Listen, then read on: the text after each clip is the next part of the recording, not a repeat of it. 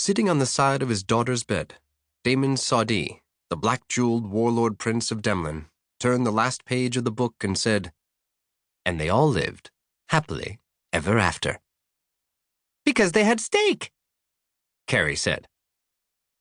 Damon eyed the furry companions who had joined his girl for story time, the young Sheltie warlord who had spoken, and the younger Sheltie witch, who just wagged her tail at him.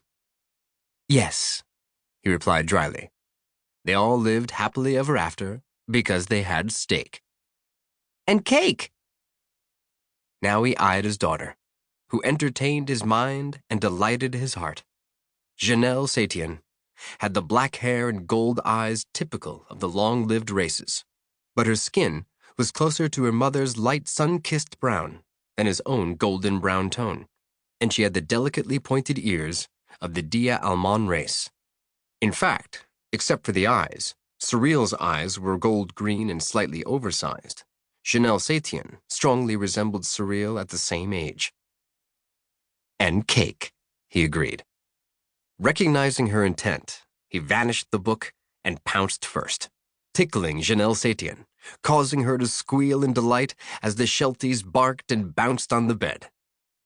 They had cake with buttercream icing that was decorated with mounds of pink and blue flowers, which was his girl's favorite kind of cake.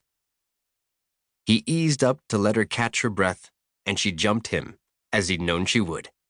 Being an obliging father, he fell back so that she could have her turn to tickle. Of course, him being prone also seemed to be an invitation for the Shelties to pile on. Thankfully, it was Morgan, the smaller of the two dogs, who planted a paw on his balls before he thought to put a shield over that part of himself. "I give up," he said, laughing. "I give up."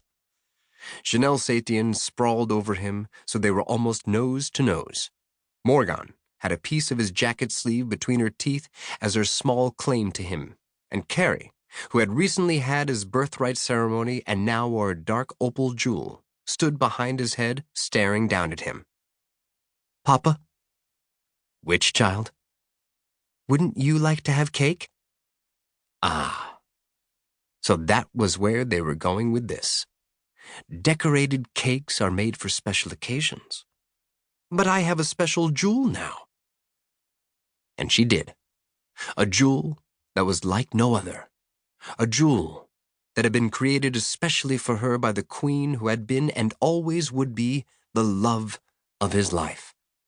But there were responsibilities that came with guiding a young witch who wore a jewel like twilight's dawn. Responsibilities, not just as a father, but as a warlord prince. Lines could be gently drawn, but they had to be drawn. "You do have a special jewel, and we celebrated when you received it.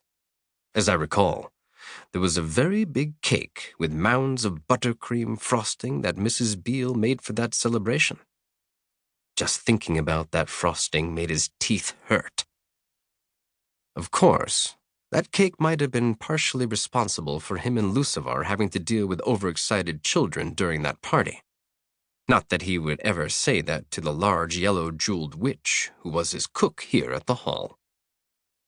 "But that was forever ago," Janelle Satien protested.